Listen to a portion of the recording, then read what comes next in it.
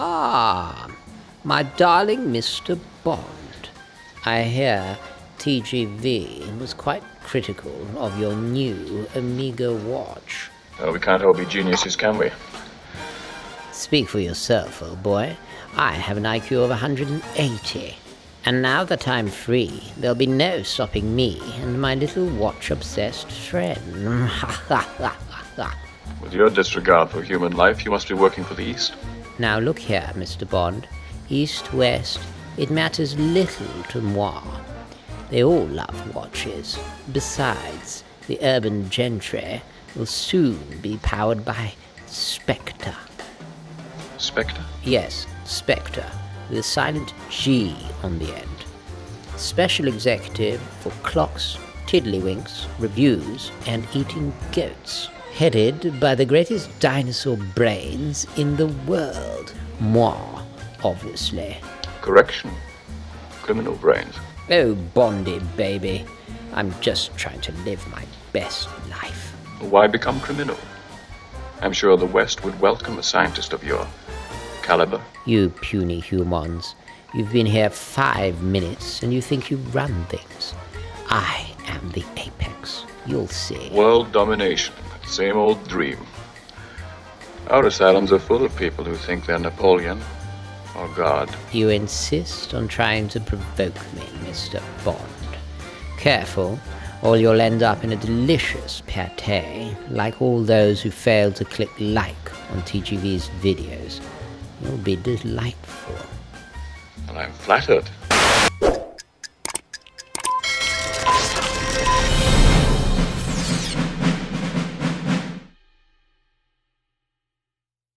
Okay, hi guys, and welcome to the show. Today, a world exclusive, the next James Bond watch. Yes, that's right. Well, not quite. In a moment, you'll see what I mean. First of all, I'll do a wristwatch check. As I talked about it in my last video, I thought I'd put the Neptune back in rotation. Haven't worn it for donkeys, but here it is. A great, affordable, vintage-inspired micro-brand piece. It does remind me of the Big Crown Submariner a little bit. Anyway, wristwatch check done. Let's get on with the video. When I reviewed the newest No Time to Die Omega, there seemed to be just as many negatives as there were positives. Well, for me at least.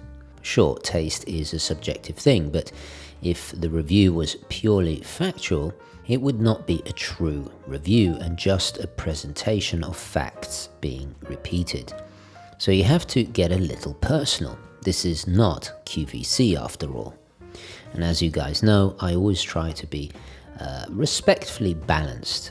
Since the review went live, after months of delay, several posts went up on the UGWC Facebook group with people photoshopping the watch without the contentious faux patina. A quick shout out and thank you to OG, that's original Gentry, and UGWC member Bernard for inspiring this video. This has unquestionably been the main bone of contention with watch fans. Just to be clear, despite it not being my cup of tea, I still did adore the watch. And if you don't mind the mustard yellow color, who am I to say otherwise? What's the most important thing is that you enjoy it. If it tickles your fancy, go for it. So the wheels and pinions in my mind started turning, and I wanted to take this one step further and see if I could come up with the ultimate James Bond watch. Well, what, in my opinion, would be the ultimate James Bond watch. If Omega came knocking, yes, I know, highly unlikely, but let's just say they did for a bit of fun. They came to me and said, hey TGV, we'd like you to submit a design for the 26th James Bond film, so I thought I'd have a crack at it. So in essence, I'd based the design on the previous Bond watch we just reviewed, the No Time to Die. And let's start with what they got right. Undoubtedly, the grade 2 titanium material was a genius move. The lightness in weight and tactical looking non-reflective matte finish makes so much sense in a military context.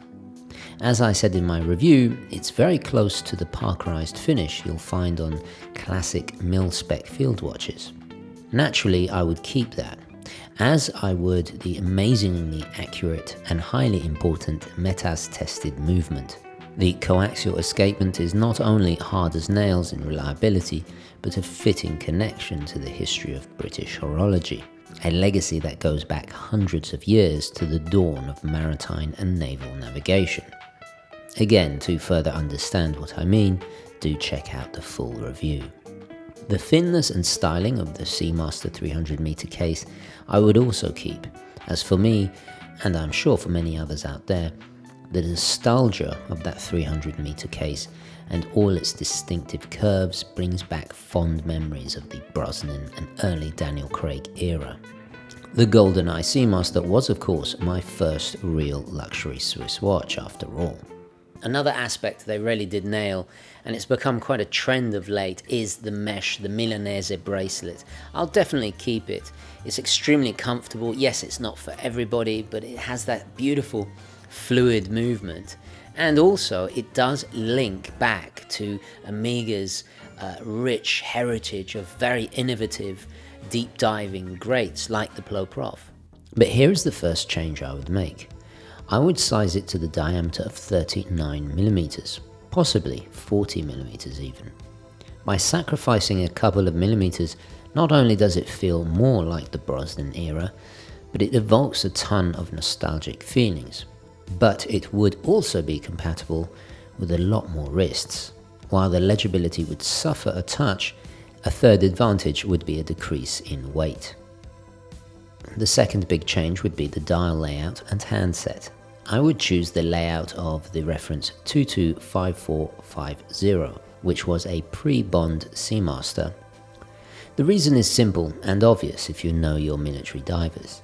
The shapes of the markers and sword hands for this largely forgotten Seamaster were inspired by the great military Omega Seamaster 300 military divers. The reference 165024, nicknamed the Big Triangle in particular. A quick shout out and thank you to Amsterdam Vintage Watches for these lovely pics of a recently sold example of this highly desired and prestigious piece. The oversized triangle and balanced symmetry make it highly legible, and naturally a crisp white print and markers would be the choice here. But unlike the 225450, the wave etched dial would have to be changed to a matted, finely grained black to further accentuate the contrast. So why is the Big Triangle Omega so revered? Well, it was issued to the British Royal Navy in the late 60s, fitting for Commander Bond, obviously with his naval background. To further assist this military aesthetic and functionality, I would have the hands blacked out, similar to how they were on the recently reviewed Fortis Classic Flieger small seconds. Therefore, there is nothing that risks reflecting light and unintentionally giving away your position. Now, interestingly, there is a titanium version of the 225450. I can't believe I remembered another reference. And it did actually come with a brushed bezel, wave dial, but there was a blue version. Very, very alluring. So it's not like they haven't done titanium in the Seamaster 300 before. And no matter how tempted I am to go blue, we're going to stick with black here because it's the highest contrast with the white markers. This is, at the end of the day, this is the ultimate military watch. It's all about utility. It's about legibility. It's not about decoration and adornment. The blue definitely looks more dressy. We've established in several videos that Bond is a watch collector, so for his more formal occasions he can pop on his Aqua Terra. And it makes sense because Bond, you know, an erudite gent, highly educated, highly intelligent, you know, he's gonna be a watch collector, undoubtedly. As a respectful nod to Ian Fleming's own choice, and incidentally my favorite watch, there it is, the Explorer, sitting in my Wolf winder there. We're going to stick with the Explorer layout. It's just so efficient, functional and easy to read. As this is so rightly a no date, the 369 would be added. However, for another Bond universe reference, I would take the numerals from the Spectre Bond watch. And while we are on the subject of printing on the dial, I would simply remove any superfluous details and just leave the italicized Seamaster script and branding. These extra details, like the 300-meter depth rating and master chronometer status, can all be engraved on the back. For the sake of clarity and a cleaner, more utilitarian look, only the British broad arrow or crow's foot would be added.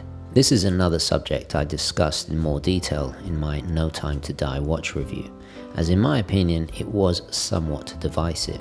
Some could accuse it of being stolen honor. As I explained in the full review, no copyright exists on this historic mark.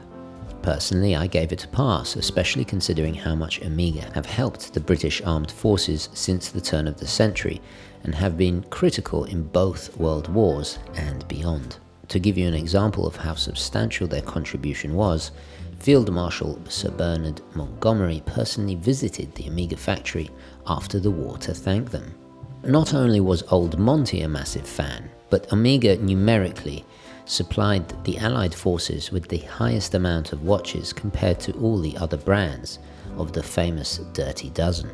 However, they are now a luxury brand, and using this mark as marketing rather than being genuinely issued kit could be seen in poor taste. So my solution is simple. I suggest a small portion of the profits of each watch be given to charities to help war veterans, thus earning the honor and therefore the right to bear the mark proudly. Now, I was thinking about changing the bezel. It's not the easiest to grip, that scalloped edge, of course, but at the end of the day, it is intrinsic to that Seamaster 300 identity. I mean, the very feel of it brings back so many fond memories for me. So, yeah, it's not the perfect design, but I'm going to stick with this. In the No Time to Die Seamaster, I was elated to see an upgraded, fully luminous bezel. A long time overdue. Not only functionally does it make sense, but it's a nice tribute to the luminous Bakelite inserts of the golden era of mid-century divers. So I'd like to keep it fully lumed, but in my opinion, Omega missed the trick here. After the Omega Seamaster served Ministry of Defense divers from 1967 to 1971 as the issued watch of choice, the MOD approached Rolex and asked them to produce a reference 5513 Submariner with some of the same modifications found on the Omega. Aside from the sword hands, another subtle and often overlooked change was the bolder hash marks for the 60 minutes on the bezel, versus only the first 15 on your typical or average diver. The purpose of this is obvious, pure efficiency and legibility when timing.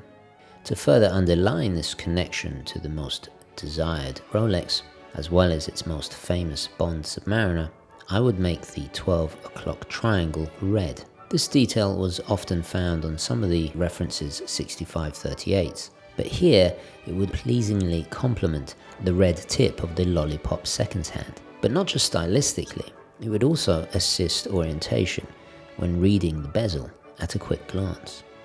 By simply changing the bezel like this, it forms a connection to two of the most lusted and highly desired Rolex Submariners of all time.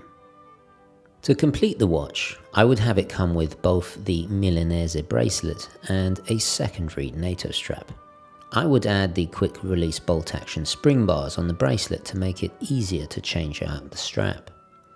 As for the NATO itself, without a shadow of a doubt, I would go with the Valor and El Alamein straps I designed with Wrist Candy Watch Club that honors and takes inspiration from my ancestors who served in the armed forces. Just for a bit of fun, I would also like to present you with a fully inverted luminous dial variant. This not only would honor one of the most highly underrated Bond watches, the Hoya 1000 in the 1987 James Bond film The Living Daylights, but also the World War II cream dials of the RAF watches like the CK2292, better known as the Spitfire watch, or the earlier CK2129, as seen in Christopher Nolan's Dunkirk movie. However, despite its more tactical appearance, perhaps a little too utilitarian for the mass market, so I'll probably stick with the black dial. So there you have it, the ultimate James Bond watch. Well, in my opinion at least. Now, please do share your thoughts down in the comments, and especially what you'd like to see in the next Bond watch. And if you had to pick a brand or a particular model of watch that isn't Omega, Rolex, Seiko, Breitling, Tag, all the watches and brands that have been involved in the franchise, what would you pick for Bond? I'd love to hear that. So yeah, do share that in the comments below. Don't forget to like this video. It really does help the channel and the video, so please don't forget to click like.